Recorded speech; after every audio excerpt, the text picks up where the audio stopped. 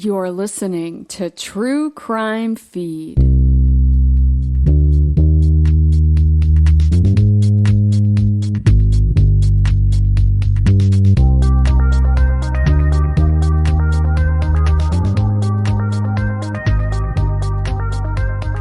Welcome to True Crime Feed. I'm your host, Angela Ferrari, reviewing the best true crime podcasts from the past decade with a teensy bit of humor, plus my top 3 true crime picks of the week.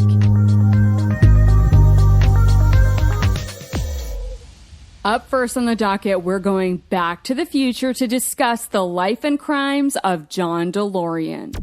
I knew about the glorious time-traveling DeLorean car from the Back to the Future movies, but I didn't know anything about the megalomaniac who originated the DMC car brand until I tuned into the Dollop episode number 347, all about John Delorean.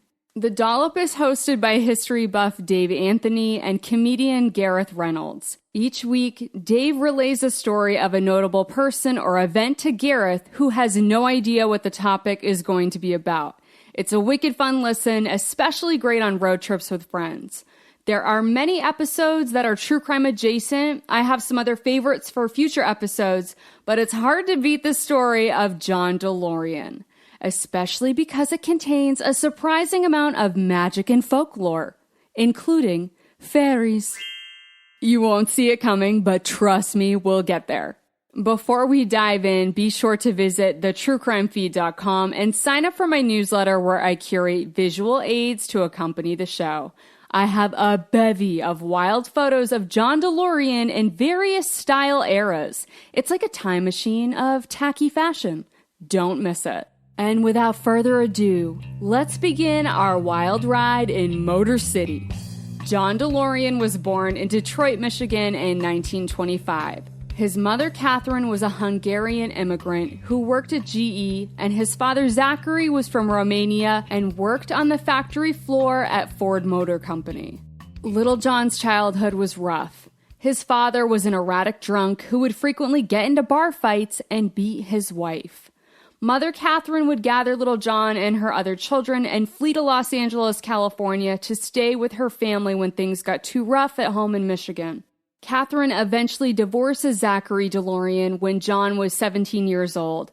Despite having a long career at Ford, John's father never rose up the ranks due to his poor English and alcohol problems. He eventually moves to a boarding house for drug addicts and becomes estranged from his children. John was determined to avoid repeating his father's mistakes. He worked hard in school and was eventually accepted into the prestigious Cass Technical High School. Unfortunately, his studies were interrupted when he was drafted into the Army during World War II. He completed his 3 years of service, did a little work as an insurance salesman, and then went back to school at the Chrysler Institute, where, get this, he's able to do paid work while getting his master's degree in automotive engineering. He gets a job right away at Chrysler, making what is equivalent of $130,000 in today's money. John also attends night school at the University of Michigan to get his MBA, and he marries his first wife, Elizabeth Higgins. Then he hops over to Packard Motor Company. So at this point, it's the early 1950s. John Delorean is just at the beginning of his storied automotive career. And I gotta give him credit, he is brilliant when it comes to cars.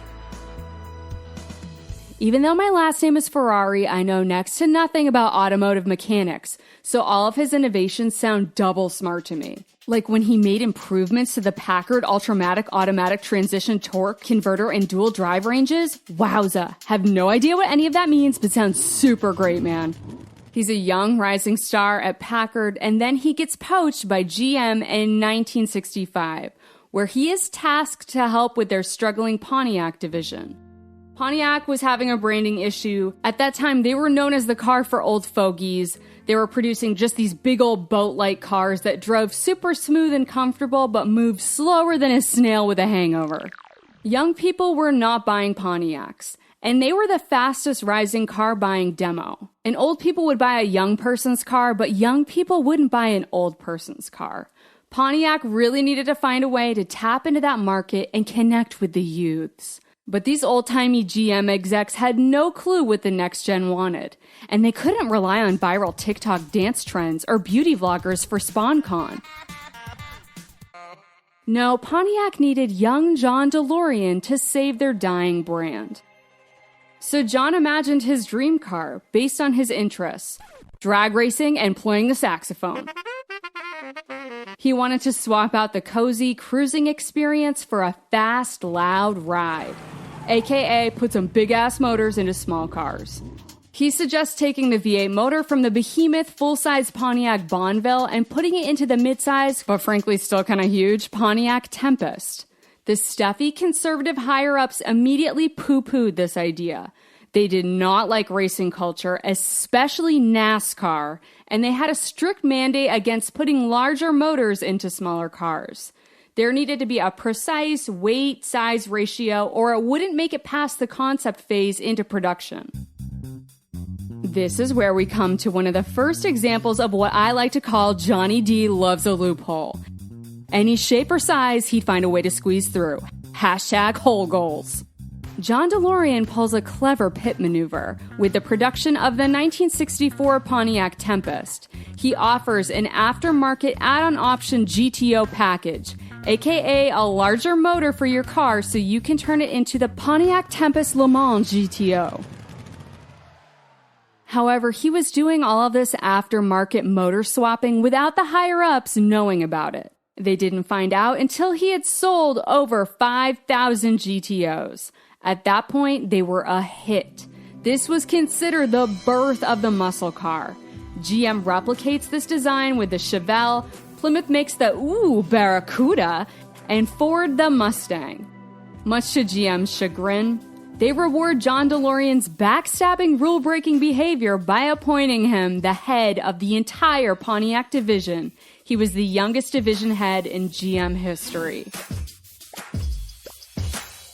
He's 40 years old at the time, but he really steers into his image as youth ambassador. Please, please don't miss the visual aids for this time period of John's life. I have a photo of him doing a bench press in belted jeans, sporting a gold chain with no shirt. His chest hair pattern is a real feast or famine situation. And the sideburns, dear God, the burns, it burns. I also think this is his post-cosmetic plastic surgery era. He got a new, larger, much more pronounced, sharp jawline. Let's just say things are severe up in here. John later claims in an article that he needed reconstructive surgery after suffering a car accident on a racetrack. But there were no records of him crashing on that track or even driving on the supposed day in question. A few years later, when his first wife Elizabeth is divorcing John DeLorean, citing cruelty, she produces some paperwork from John's cosmetic procedures in Sweden. John was really spreading his strange around Pontiac too, with the Tiger Car campaigns. Joe Exotic would have been so proud. They wanted the GTO to be synonymous with a tiger. One print ad was a tiger skin rug draped over the hood of a GTO with the text, "There's a live one under the hood."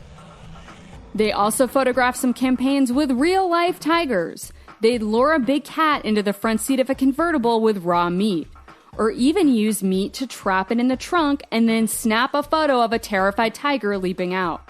What could go wrong? The text read, "How to tell a real tiger from a pussycat? Drive it." John also was the mastermind behind the campaigns of GTOs jumping over big gully ditches with the text, "Get one before you're too old to understand." Okay, these ads seem nuts when you look at them now, but they were iconic at the time, selling thousands of Pontiacs and inspiring future big cat influencers, like Tony the Tiger. Side note, did anyone else's mom make them mix cornflakes in with their Frosted Flakes to cut back on the sugar? They were tolerable. The older division heads at GM were not tolerating John DeLorean. There was a ton of infighting and competition for glory. The Pontiac Firebird was going head-to-head with the Chevy Corvette and Camaro. John DeLorean does some backdoor deals to design and release the Grand Prix ahead of the Chevy Monte Carlo. Car culture and new car releases were huge news at the time, but again, I'm not a car person. I would have been grabbing the latest Inquirer from the newsstand instead of Sports Car Illustrated. But even in my late 60s gossip rag tabloid, I'd still be seeing salacious stories of John Delorean and his many affairs. Back then, car execs were well known by name in the American public. Many were considered celebrities in their own right. John Delorean especially was a media darling. He would take frequent trips to LA and rub elbows with other celebs like Sammy Davis Jr. and Johnny Carson. He was also seen canoodling with Raquel Welch, getting down with Murphy Brown's Candice Bergen, and also walking in boots with Nancy Sinatra. There's even a story of John tossing a tube of lipstick to the manager on the manufacturing floor of Pontiac, saying Nancy wants a Firebird in that color to match her favorite lipstick. Despite being a controversial presence at GM, the numbers didn't lie. Pontiac was outperforming the other divisions under John Delorean. In 1969, he was promoted to head of the Chevrolet division. He also marries a hot California blonde 23 years his junior named Kelly Harmon. He hires the Robert Mitchell Boys Choir to sing an original song that John Delorean wrote about Kelly. They adopt a little boy and enjoy the California nightlife when they can, but eventually Kelly gets sick of living full-time in Detroit and divorces John. Another messy divorce between John Delorean and GM was on the horizon. Before John was the division head, Chevy was a mess with quality control issues and disorganization. Then John swoops in, redesigns cars, streamlines production, and sales increased exponentially under his reign. But then GM wanted to release the Vega under Chevy. Delorean insisted this be the highest quality car ever built by Chevy. But GM was looking to cut costs. They took over the assembly side. The execs lay off over 800 workers, and in response, the guys on the floor rebelled, intentionally slowing down production, leaving off parts of the car or intentionally installing parts incorrectly, producing a fleet of practically undrivable Chevy Vegas. They were a far cry from John's stated mission.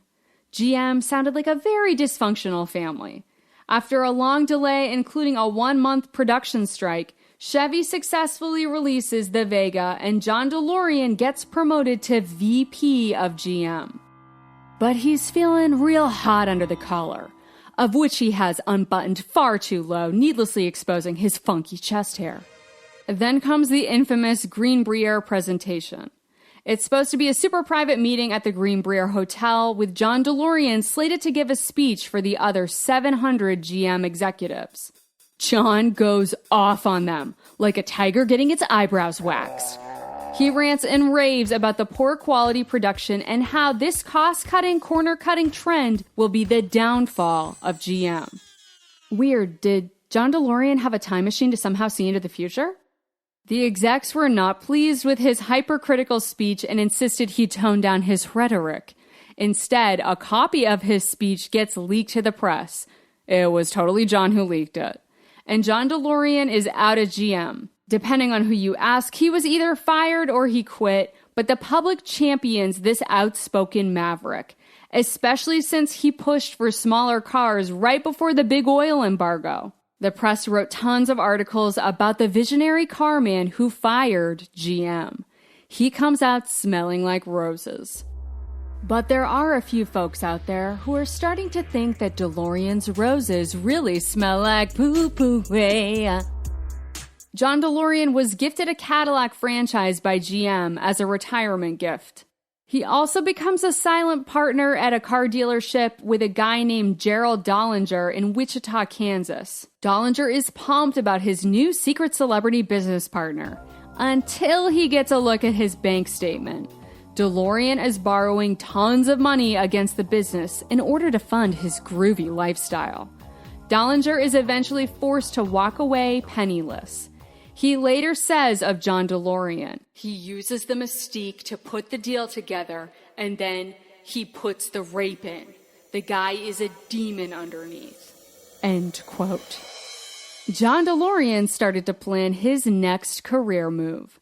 But first, he needs a new lady. He meets his third wife, model Christina Ferrer, in the most adorable way. While on a long-haul flight, he sees her photo in a Vogue magazine, rips out the page, and tracks her down.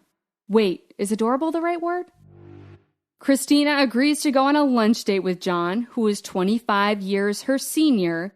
They fall in love, get married, and pose for lots of photos where she looks great and he looks tacky. But there is trouble in paradise. Christina is having difficulty conceiving a child.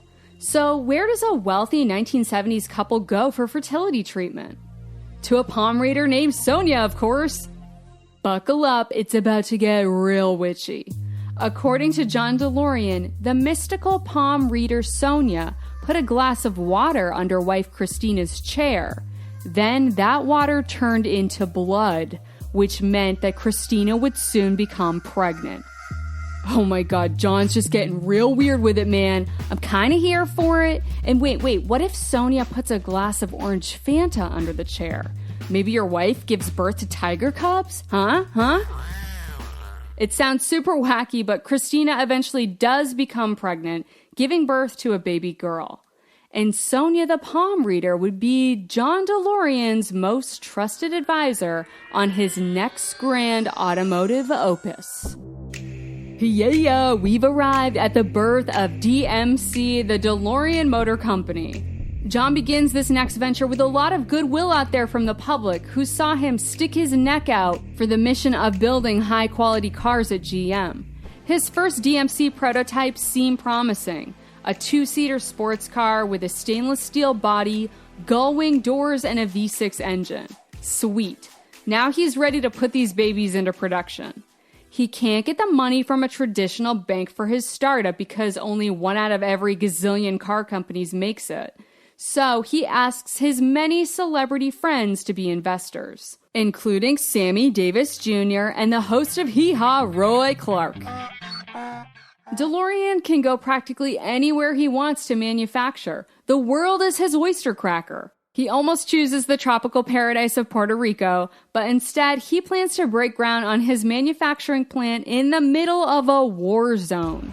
Yes, John chooses to set up shop in Dunmary, just outside of Belfast in Northern Ireland in 1973, which I'm not sure if you heard, but it wasn't the most peaceful time in Ireland. One side of the town was Catholic, the other side was Protestant. There was constant violence. And at first, I had zero clue why he chose this location. I kind of thought Sonia the palm reader put him up to it. But it turns out old loophole Johnny D was asking for government tax breaks to set up his car manufacturing plant. Unemployment in Dunbury was super high in Ireland during this time. The only people really hiring were the IRA. So the UK government incentivized John Delorean to set up shop in this area to the tune of $150 million. At the start of construction on the factory, there was a huge delay because on the land that John purchased in Dunmary, there was a hawthorn tree. And one thing both Catholic and Protestant locals could agree on was that you don't cut down a hawthorn tree. Why?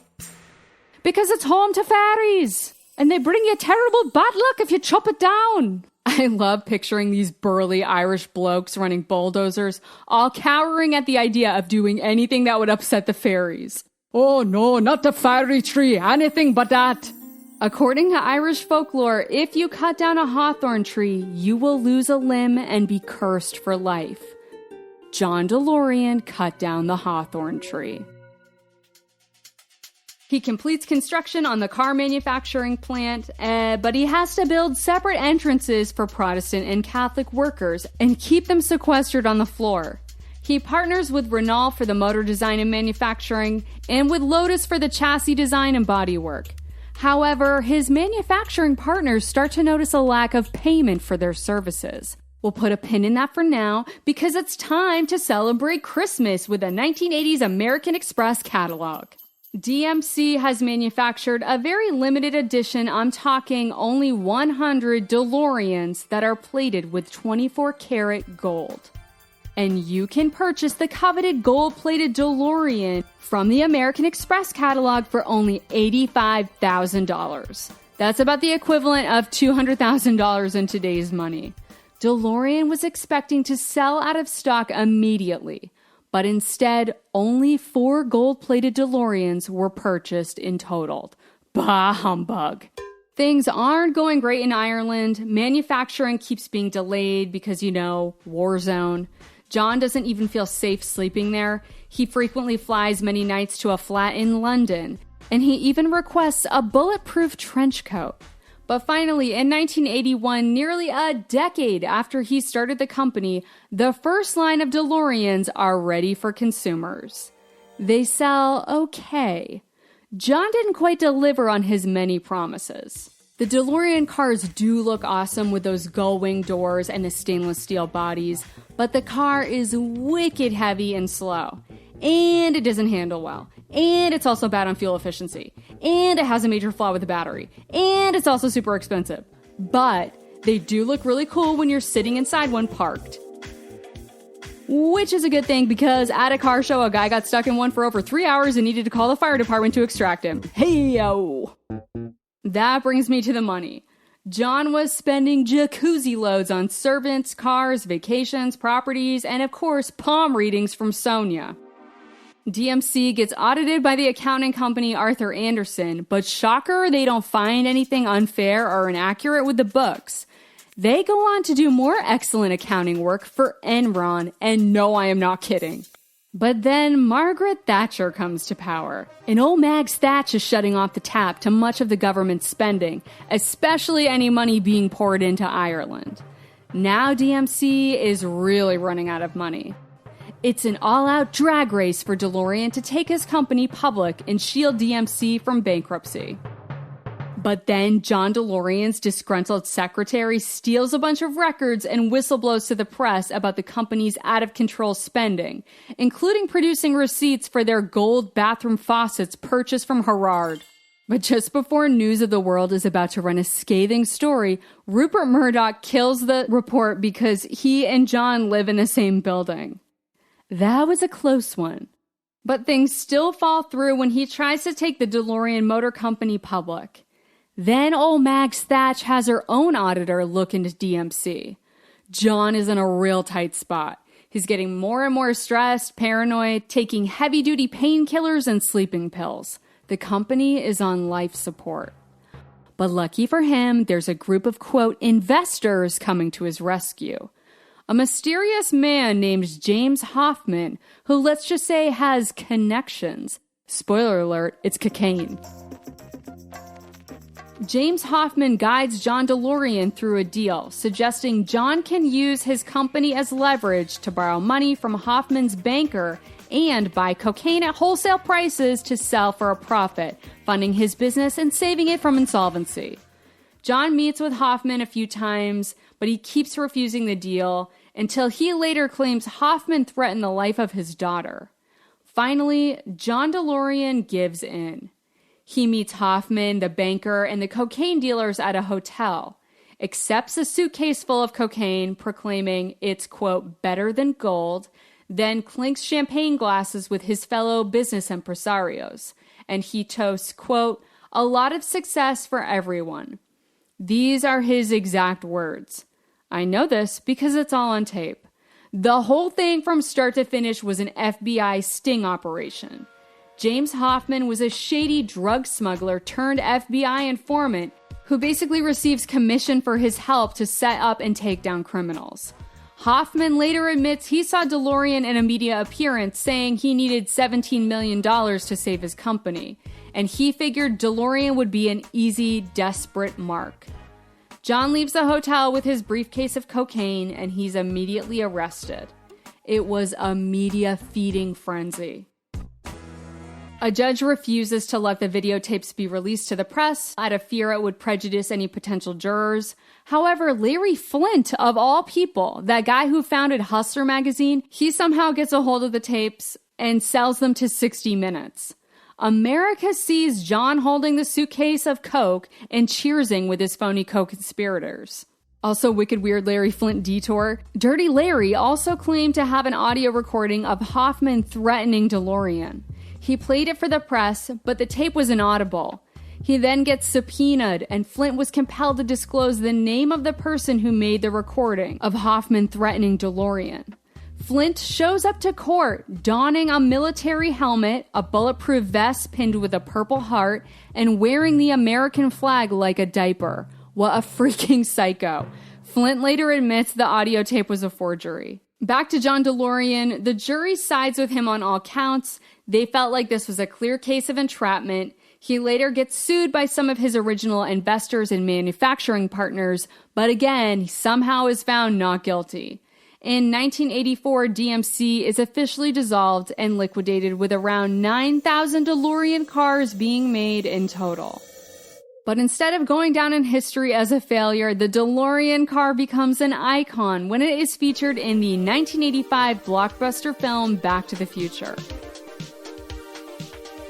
Although there were some aftermarket add-ons made to the car, including the flux capacitor that requires plutonium to meet its required 1.21 gigawatts of energy so you can maintain a speed of 88 miles per hour. Ooh, we're steering into nerd alert territory. Sorry about that, folks.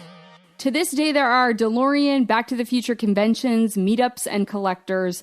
The DeLorean car has cemented itself as an emblem of the 1980s. As for John, shortly after his acquittal, his third wife, Christina, left him. He briefly started a watch company calling them Time Machines, modeled and styled after the DeLorean car, but time wasn't on his side and the watch company failed. He lays relatively low for the rest of his life, living his final decade off of Social Security in a one-room apartment with his fourth wife before dying from a stroke in 2005 at the age of 80. Sonia the palm reader saw the whole thing coming. So did the fairies. Yeah, we did that. John Delorean, baby! Hate the play, I love the game. He was a shady, wacky dude, but man, some wicked fun ideas. I don't care that the DeLorean was a jalopy. I love the look of it, and I want to get one. And I've been doing some research on the internet. They do make kits that you can turn it into a real-life time machine. So I'm looking for investors. And if I don't meet my goal to create a DeLorean time machine, I have a hot tub as a backup. Because if we learned anything from this story, it's that you gotta believe in something. Fairies, palm readings, the value of gold-plated cars, working out in belted jeans with no shirt on. The point is, follow your dreams, even if they're kind of dumb. Tell me your thoughts about today's episode. What'd you think of old loophole Johnny D? You can email me directly at angela@thetruecrimefeed.com or join the True Crime Feed Facebook discussion group.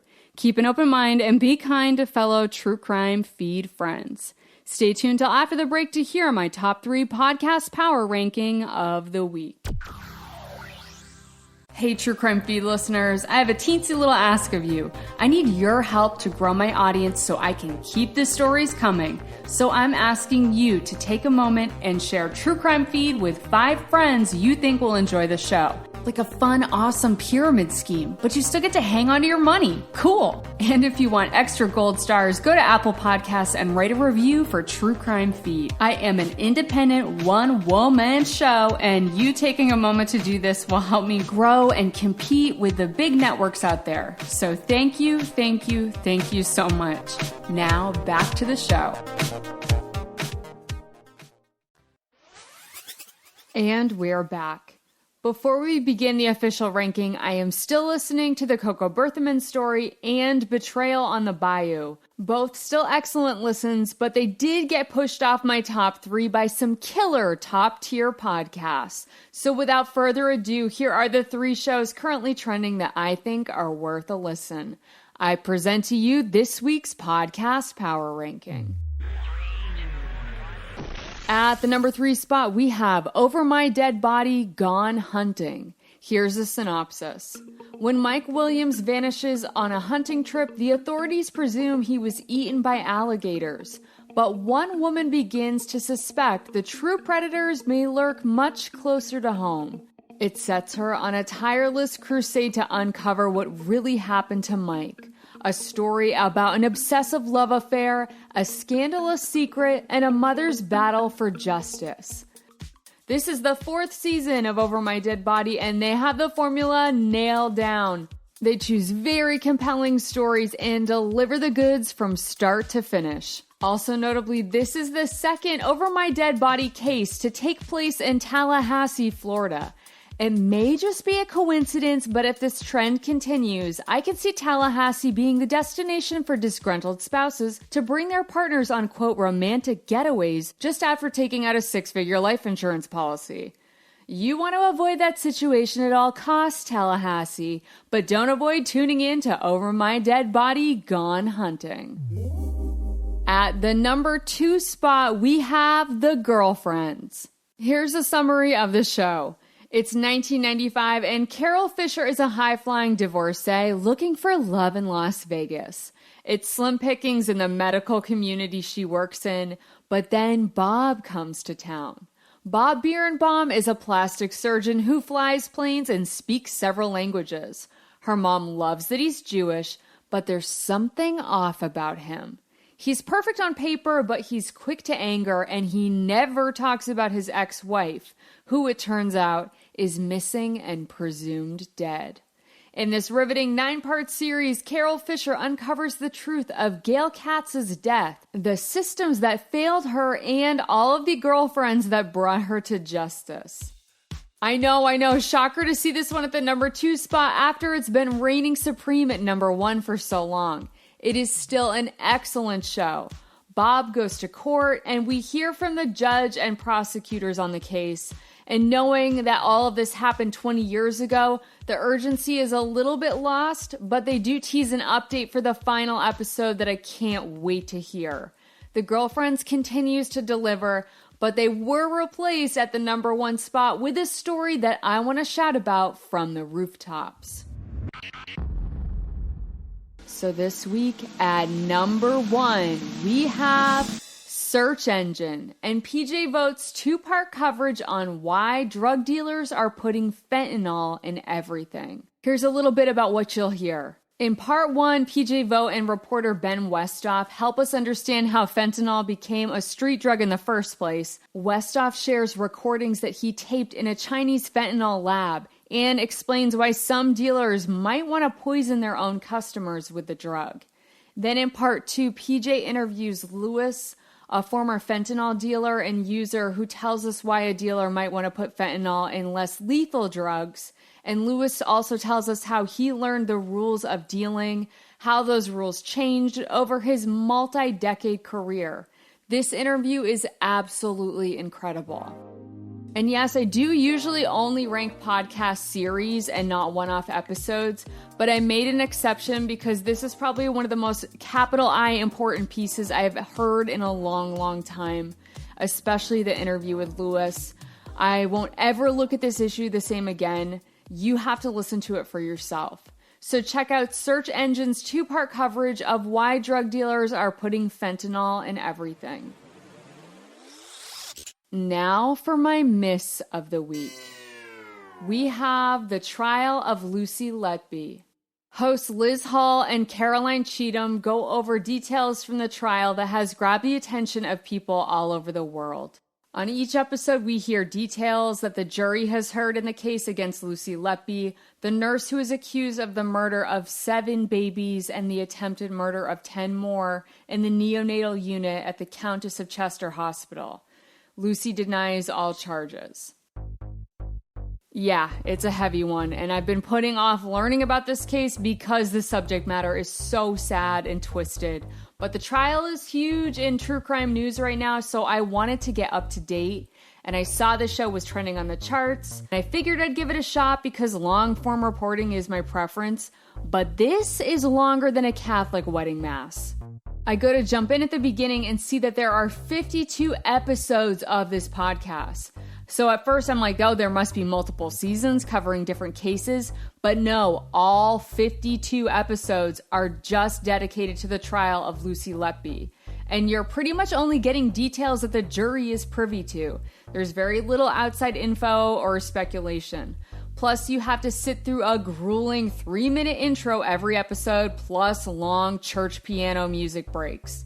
I recommend this show if you want to experience the slog of what it would be like sitting through hours of jury duty, but holy yawn fest, this one is not for me. I'm almost too tired to even reach the button and send the trial of Lucy Leppy down my podcast queue trapdoor. Almost. Find out next week who will be in the number 1 spot. Let me know what trending shows are in your top 3 and what show fell through your podcast queue trapdoor. I'll meet you back here next week to dust off another superb true crime show from the archive for your next feeding fix.